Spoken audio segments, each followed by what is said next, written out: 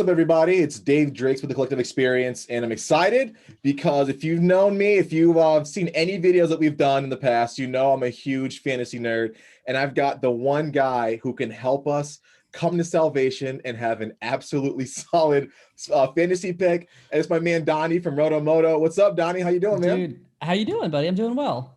Doing good, doing good. I'm excited because I get a chance to nerd out a little bit without Brad, without Manny, and just talk straight fantasy. So I'm pretty pumped. Yes. Are they not big fantasy? Is it? No, they are, and they always kick my ass. So that's why I'm glad. I'm like, I got them out of the room. We're not talking with them. They're not going to shove it in my face if they know that they know more than me. It's my chance to kind of get the leg up. You know what I mean? Deal. All right, let's do it. Yeah. So this is great for me. But yeah, if you guys haven't seen anything that Donnie's done, you're missing out. RotoMoto is phenomenal. You guys give us really good insight into how to pick our fantasy teams. You give us one of the most comprehensive setups I've pretty much ever seen for any fantasy. It doesn't matter what sport you're in, and it's been great. Donnie, why don't you give us a little bit of background on yourself and how RotoMoto kind of came to be?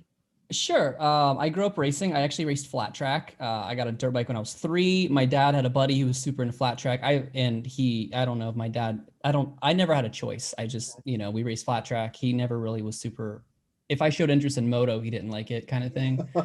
I was pretty good. I raced amateur nationals and stuff up until I was about 12. Nice. I went 3.378 on a 65 for 5th overall my last year.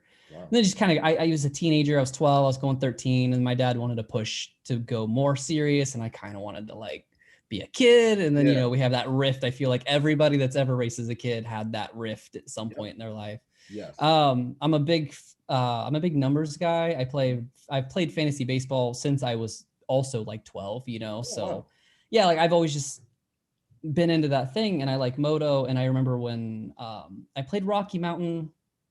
Maybe 2017 was the first year I played that. And it's obviously it's kind of random. There's not a lot of strategy to it. Yeah. And Pulp came out 2018, and I was like, yes, like this is my thing to nerd out on. Yeah. And then, I follow like Matthew Berry, who's like a big fantasy guy in football, baseball, whatever, and all this. And you turn on ESPN in the morning and it's fantasy, like everything's fantasy and whatever. And I remember being like, why isn't anybody making fantasy moto stuff? Like, this is a thing that there's just this void. And then last year I kind of had like a New Year's resolution, I guess, of like, I'm going to start a YouTube channel. I didn't have a plan. I just was like, 2020, I'm going to start a channel. And then it was like January 4th. I didn't even make it 4 days in. And I was like, yo, I'm going to make a video how to play PulpMX Fantasy.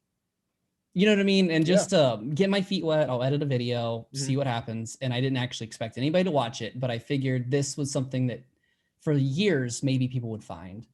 And I think it was like the second day the video was out, Travis Marks, it came up on his thing. He retweeted it on PulpMX. I immediately had, 500 views, 100 subscribers. And I'm like, oh God, like I didn't, now I have to do this. And people were messaging me being like, oh, should I pick so-and-so or so-and-so? And I was like, I don't know, dude. Like, so then I was like, well, I guess I should probably start, and I always did a lot of my own research for fantasy anyway, but like, let me find a way to present this to people. And I started making weekly videos of just picking a couple riders you should look at.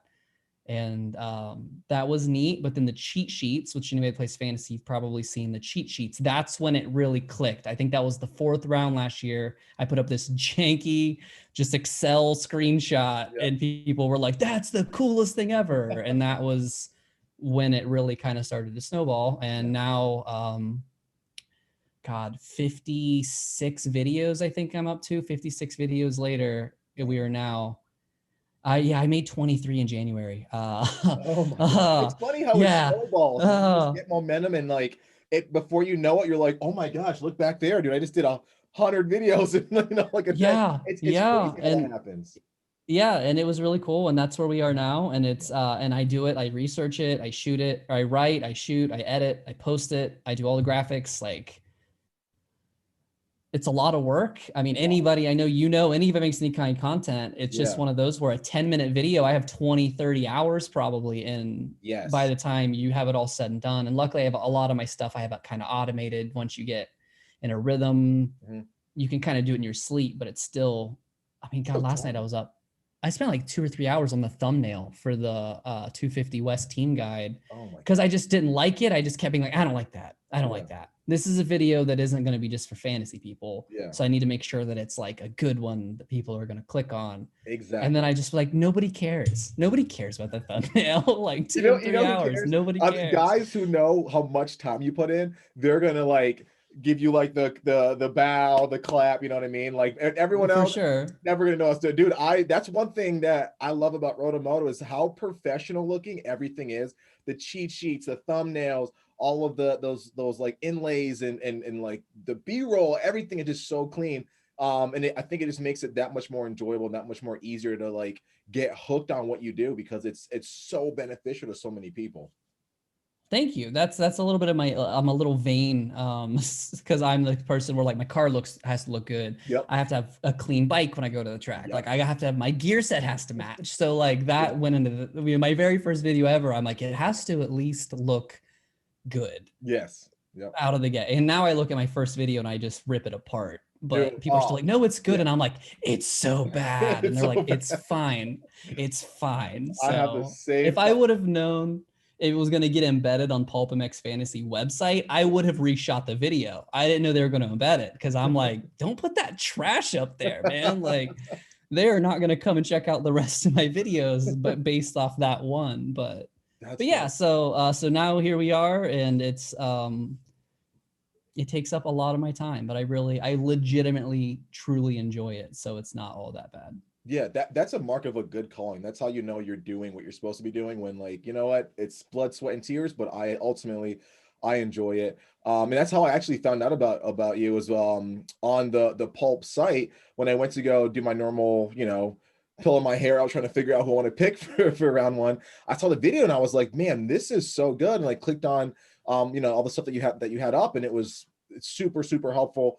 Like I said before, because normally it's Brad and Manny giving me a bunch of crap about how bad I am. And I got that. I'm like, you know what? I've been consistent in the 220, 205s every week so far. Where last year I started A1 at about 92, maybe. So yeah, it was ugly. So we're the progress is there, and I want to give you a little bit of credit for that, at least helping me along. So I appreciate it. I'm bummed because I'm exactly where I want to be, because I think that's important is don't fall under 200. My goal is last year, top 100 was 240. That was your average score. Yep. And I finished 157. I was so mad I missed it by that much, And this year I'm right where I want to be. My average score is like 243, and I'm in like 1000th place because so many people have picked these 16s that shouldn't work. Yep. But they did because this year's wild. And I'm like so mad about it because I'm like, trust the process. Yep. The video, I tell you guys the process of the video, like trust it. It'll pay off. So I'm glad it's paying off for somebody. Oh, definitely. Yeah. And you mentioned it a little bit, but this year has been pretty tumultuous in terms of who to pick, and especially for the 250 class. I mean, this is a big theme that we talk about in the Foul Plugs Moto Show is how we have this new fresh influx of 250 guys that not many of us have heard of. We've got guys with 3 digits who are like, who the heck is that guy? And he's qualifying for a main out of the heat. And this is probably one of the first times we've seen this in the last, maybe 15 to 17 years, where all these privateers are competitive like that. You know what I mean? Yeah. Whatever the cause is, say what you will, injuries, super light coast, whatever the thing is, that's been pretty hard for a lot of guys to kind of pinpoint. But also, like you said, there's a lot of process to it, but also a lot of upside if you kind of harness and get that right. For sure. And last year there were 16 combined 52s. 50 perfect score riders. Damn. In the entire season, East West 450 combined. We had 8 in one round. Yeah. In the 250 East. So I'm like, so it's already, and that was what the 3rd round of the season or something. And I was like, oh, this is bad. This is bad. So I think this coast, the West is going to be a rude awakening for a lot of those people that have been picking those 14s, 15s, 16s and paying off, is they're going to go into it and they're going to look at those guys and they're going to get zeros. Yes. And that's, I don't want to say like I'm looking forward to people getting like punished, but they haven't gotten punished yet for being risky. So exactly. I definitely see that coming.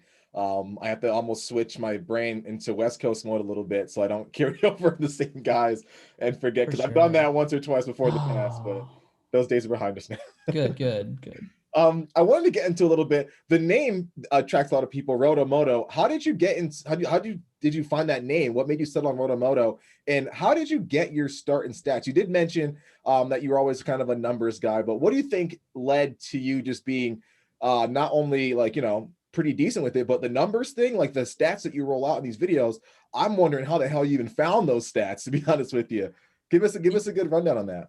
Sure. So the name, this is actually the third iteration. I originally was going to do Rotocross because, motocross with the R in front, but then I was like, that just sounds like you said motocross and you just like had maybe a lisp or something.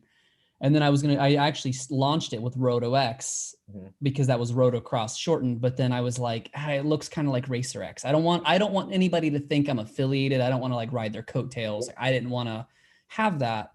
And then I kind of stormed it all last summer. And then like my wife is great because she'll tell me yes or no, honestly, when I try to pitch like designs or anything. And I was like, RotoMoto. And she was like, yes, alliteration, like chef's kiss, like perfect. And I was like, good. So Roto, I actually get this a lot. Roto is a fantasy term. Fantasy baseball, the modern fantasy sports were born in like 1979. The very first people that ever started a fantasy baseball league, they wrote the rules in a restaurant called La Rotisserie in New York City. So they called it the Rotisserie League. And they trademarked it, which is a good idea for a business. But then people just said, oh yeah, well then we'll just call it Roto. Like they completely just sidestepped rotisserie and called it Roto, and there's nothing they could do about it. So Roto is now just, if you don't play fantasy baseball, football, if you just search Roto on Google, you'll probably get fantasy sports will pop up. So then just RotoMoto. Hand in hand. Exactly. It's perfect. And the stats, I got my start. I mean, again, baseball, like I grew up, I was a baseball kid. Ken Griffey Jr. was my dude. I was obsessed with it. I played baseball and rode moto like side by side, and baseball's all stats. You flip over the baseball card and it's just numbers and numbers and numbers and numbers. And I don't know why I was attracted to it, but I was. And so then once fantasy sports kind of became popular in the early 2000s, that was my thing. And I mean, God, my spreadsheets for moto, I log all of the data as the races finish. So that way, then I've built algorithms so that I just type in, hey, I typed in Orlando 1 and it automatically adjusts all the stats for me for the riders. I don't even have to do it. Wow. So like their average qualifying, heat start, heat finish, LCQ start, LCQ finish, et cetera, et cetera. It just spits it out for me. And that way I can look through them and try to find hidden gems, I guess, or numbers that might have been inflated a little bit. But yeah, I have no idea. I wish I could tell you why I like numbers or why, so many people hate math, and I'm just one of the ones that didn't hate math. I guess that's about it. Oh, okay. Good answer there. I wish I could take a little bit of your numbers finesse and put that in my head a little bit. that would definitely help out. So I wanted to kind of dig a little bit deeper on some of the fantasy stuff. I want to know if you can give me what's like one or two big snippets of information you can give us to have a successful fantasy pick on any given weekend. I know it's a tall order to be perfect or spot on with everything, but what's one or two things that we can do as the everyday fan or the fantasy nerd that we can do to improve on our weekly picks? The first thing I will say, and this is so counterintuitive from the data I present to you guys, don't worry all that much about qualifying results. It's if somebody is way off or way on, if a guy is a 12th place guy and he qualifies 4th or 24th, that might be something to notice. But if a guy is, he normally qualifies 16th and he qualified 12th, that doesn't matter. These guys are all so close. Let me see here. In the 450s, was it Marvin? Marvin qualified 16th place and he was 1 second off first. Man. It's crazy. And so, yeah. And I don't think people understand if you take your stopwatch and you double tap it as fast as possible, that's the difference from first to fifth or sixth place. Yes. Is literally that much. Like you can't even measure that. That could be 3 knobbies missed a chunk of dirt in a corner, and that's a tenth of a second. Exactly. You know what I mean? So I would say the one thing is I give those cheat sheets because that's what people want. That's why I give that information. I put the qualifying and the handicaps together. Because really everything I do other than Patreon, which we can talk about that later, is readily available information. I just put it all in one sheet for you. So you don't have to go qualifying results, then the handicaps, then open a new tab to look at the heat lineups. And, it's just all tight right there. Yeah.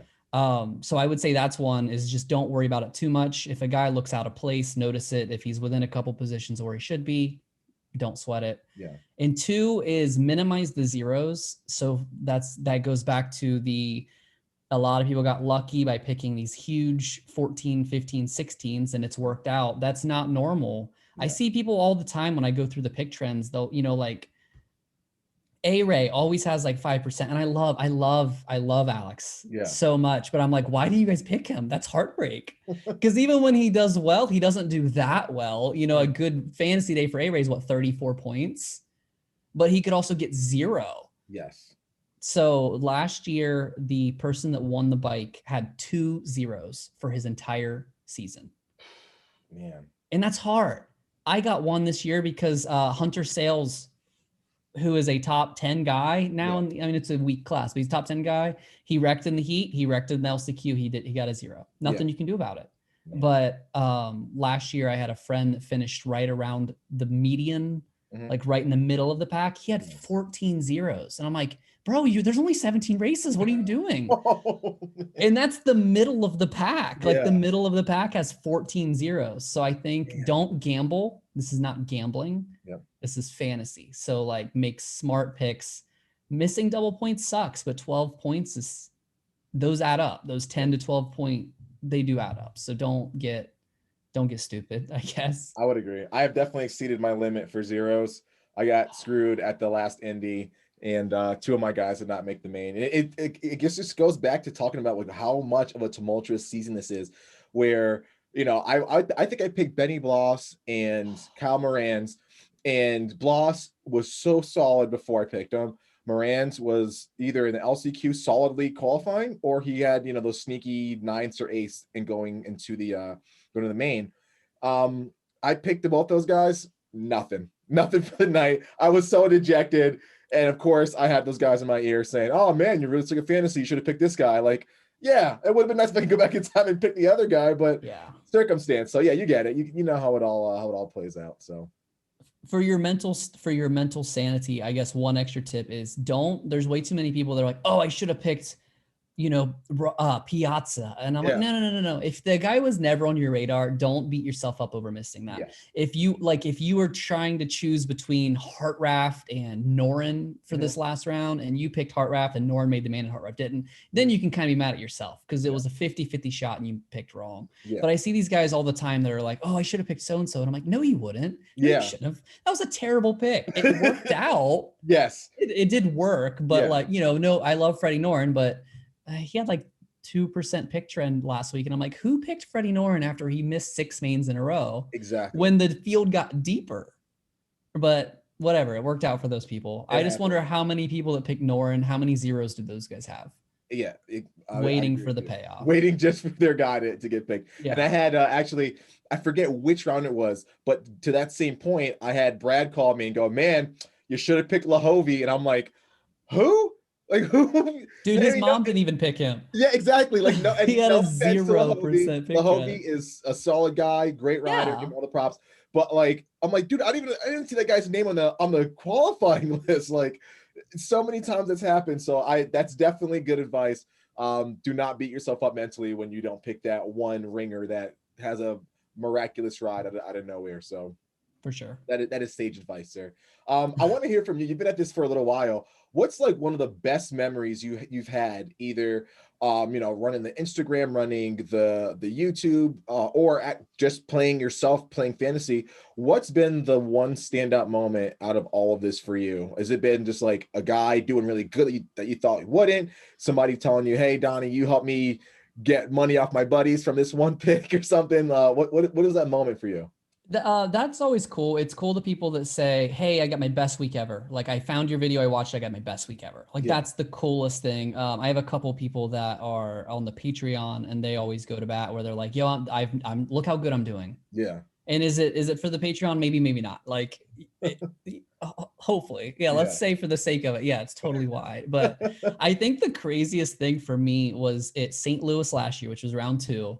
I went to the race. Me and my wife drove. It's like 6 hours. We showed up the night before, went to the Pulp show, the Pulp live show. And like, I met Steve. I just said, hey, I'm the guy that makes the fantasy videos. Like, I don't know if you know who I am or not. He's like, oh yeah. Like, I haven't watched them, but I'm aware of you. I'm like, cool, neat. That's cool. But then the next morning I got a message from Dan Truman, and he was like, hey, are you at the race? And I was like, yeah. He was like, come to Chad Reed's pit. I want to meet you. And I was like, oh, cool. Wow. So I'm like near Chad's pit. It was an indoor pit in St. Louis, which was cool. And I'm like trying to see Dan, and I'm like, I know what he looks like from a picture on the internet, but I've never met him. I don't know exactly what it looks like. And Steve and Jason Wygant just happened to be walking by, and I'm like, hey, Steve, do you know if Dan's in there?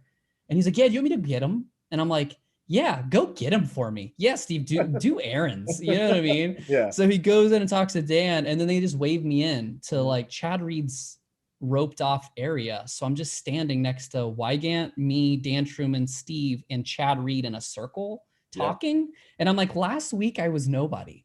This week I'm still nobody, but I'm standing in this circle with these people. I'm a nobody next to Chad Reed. Yeah. And the people walking by think I'm somebody, and I'm not, but it was just, that was the weirdest, surreal of how fast this can happen. Like it was literally a 9-day period from my first video to standing in a circle with, those guys.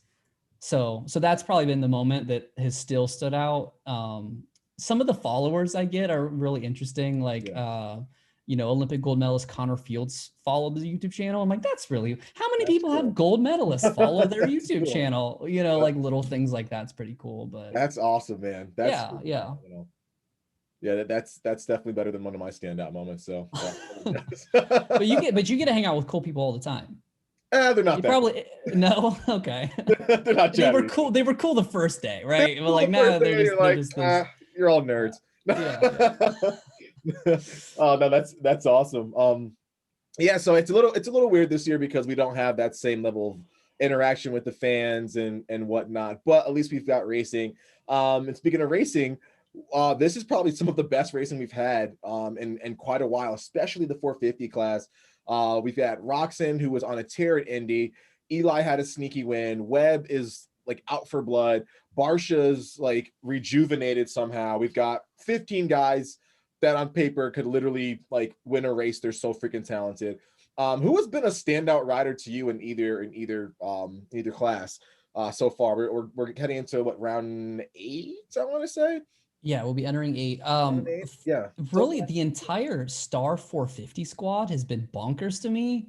I would say, I want to say Plessinger, but I also feel like I'm cheating because I'm like, this was the Plessinger we were promised 2 years ago. You know what I mean? So the fact that it's here, I don't know if I should be surprised or not, because I mean, I actually was just putting in the results from last round before you called, and was looking at all of the starts and the finishes, like heat start, heat finish, LCQ start, and nobody was passing. I didn't even realize that we were watching it, how very few people were making passes. Yeah. But then I looked at AP, and he started 15th and finished 6th, and nobody else. Dean Wilson, I think, was the only guy that had more than three plus. Yeah. And I'm like, dude, he passed 9 people when nobody else was passing anybody. Like, that's insane. So I don't know. I just think it was one of those where it was a foregone conclusion that we were all like, oh yeah, AP is going to ride out the year until J Mart or Christian Craig are ready for the bike. Yeah. And now I think that people are like, I don't know, man, if AP is going to be fighting for top 5s, do you think that J Mart or Craig, who are older than him, are going to be a better, like, I think that he definitely has really come out of nowhere to show. Oh, and Joe Shimoda, I'm not really surprised because I love Joe Shimoda, but I'm just so excited that everybody else isn't getting hyped on him because I'm like, that's my boy. Like I've been on going to bat for him for years, and it's really cool that he's doing it. That's all. Yeah. So for me, it would probably be Joe Shimoda. I've always been a Joe Shimoda fan since, his pre-Geico days, Loretta's days. Like the dude was always phenomenal rider. And to see him come out on a PC bike, which is a bike that he's never even been like thought of riding, I'm sure, before this upcoming season. Just to see him do so good so fast. I mean, that was just a shock to me. I remember when we the first Houston round, we were watching qualifying practice, and I'm like, man, Forkner's flying. And, because we're way up there, we can't really see. I'm like, man, Forkner's flying. He looks super good. And I'm like, nah, dude, that's Joe Shimoda. I'm like, what? Oh, I thought it would take him like first 4 rounds to get his, juices flowing, get the mojo set up. And the dude was a stud right out the gate. Yeah. And I hate it too, because people are like, oh yeah, but he doesn't have that next level speed. I'm like, he's 18 years old. What do you want from these kids? Exactly. Like, I feel like he's going to follow the Chase Sexton path, where his rookie year was kind of quiet. Yep. And then his second year, he was pretty good, but he obviously wasn't Forkner. He wasn't that next. He obviously won the title that a lot of people would say he deserved or not, doesn't matter. Yeah. But I'm like, Joe stays on 2 wheels. He doesn't make mistakes. He can only get faster. Yes. But you can't, it seems like it's harder to teach them not to wreck than it is to teach them to get faster. Exactly. So I could see him being, I don't want to be like, I can see him being a champion, but I see him following that. He reminds me almost of like Sexton and Ryan Dungey, where they're going to go out and the worst they ever get is 4th or 5th. Yep. I agree. That's exactly kind of where I see him, as being like the guy that's consistently there, that super consistent, like Diesel, you know what I mean? The RD nickname, just being there, being the guy who's consistently in the front, riding with these guys, able to show them a wheel. If he may not be the fastest guy on the track, but he's going to be there at the end. His lap times won't falter. He's not going to, be injury prone like so many other rookies or riders. So no, I 100% think that's a very good observation for that guy. And I think he's definitely on a lot of people's radars now after some of the rides he's had so far in 21. For sure. I agree. Most definitely. I want to throw you a curveball. Sure. So I know we're in the heavy thick of Supercross. We're not even really halfway through the series yet. Who do you think most people should keep an eye on when it's time to take these bikes outside and race some good old-fashioned outdoors? Do you think the same stack of riders who are giving us so much feedback and so much great rides in Supercross, will that be the same crop as outdoors? Yeah, I mean, for the most part, yeah. Obviously, I think Osborne has been disappointing in Supercross because, he finished Salt Lake was so good and his outdoor was so good. I picked him in my preseason power rankings at 2 and I look like an idiot. But so like, obviously I think he'll be up there with him, but I think guys like, I think people forget how good Anderson was in the first round of outdoors and then he got hurt. I think he's going to be one that'll everybody kind of wrote off as being that like, 8th or 9th place guy. I think he'll be more in the mix for outdoors. For 250s, I think Marchbanks is going to be very good outdoors. Because he, again, it's just, I don't know what happened between him and Pro Circuit. It's not my business, but people forget these kids are 18 and 19 years old. And I'm like, he stepped up from rookie to race winner and then he got hurt and we don't know what could have been. So I think that he's going to surprise people and be up in that hunt. Other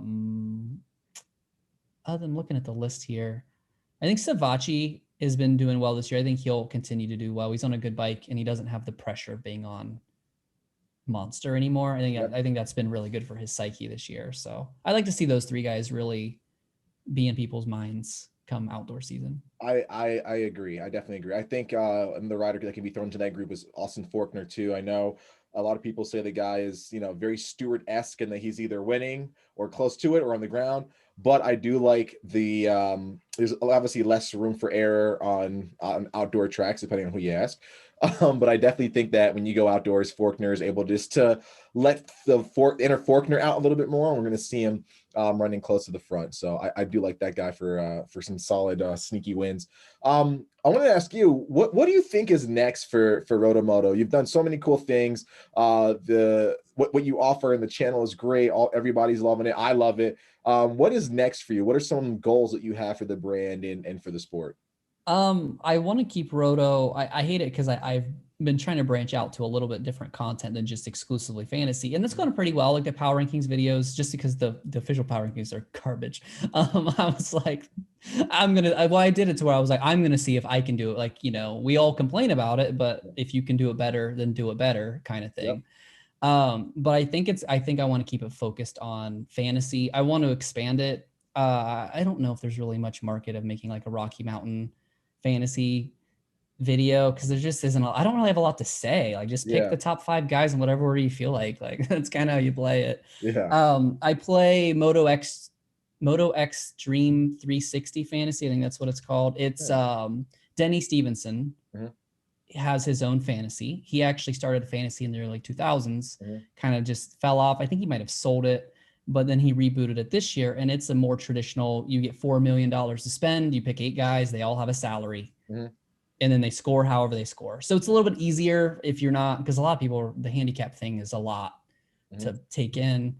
So I want to expand. I want to do that. I would like to start making content for that once it starts growing. But ultimately, I mean, I don't know. Like, I want to work with other people. Like, I would love to work with Racer X or with Pulp or whatever in a exclusive or a non-exclusive capacity. I think that would be ultimately where I'd like to see myself. I've been working for myself outside of Moto for 7 years now. Definitely has its pros and cons, but a lot of the cons. So yeah, like I'm never afraid to have somebody else cut me a check, and then I just do the work for them rather than having to maybe to my post up video, I'm like, I hope people watch this. Like, I hope somebody watches this. I don't get paid much for it, but I hope somebody watches it. Yeah, that's cool. It's always good to continue to keep branching out with the branding, with the engagement, trying to see how far you can take it and how you can make it work for you, and especially something like what you have. I'm a big fan. Like I said, I think this is going to go far. I hope a lot of people continue to keep checking out what you have to offer. We're going to link these guys' YouTube channel in the description below, so please be sure to give these guys a subscribe. You can get just a wealth of knowledge from it, and if you're not playing fantasy, what are you doing, guys? Come on, sign up for fantasy. It's super fun. And Donnie and everyone at RotoMoto, which is pretty much just him, they make it happen, and they make it easy for you. Donnie, thank you so much for doing this. I learned a lot. I'm going to continue to keep using you to be able to beat Brad and Manny, because I'm sick of their BS. And I want to best them. I want to get as close to 300 as I can. So we'll get you there. We'll get you there. We'll make it happen. Guys, be sure to subscribe to us as well, and that link below. If you want to continue to keep seeing great videos, great interviews, vlogs, behind the scenes experiences, and #1 opportunities in the sport. Donnie, thank you. And we had a blast, man. Absolutely. Thanks, buddy.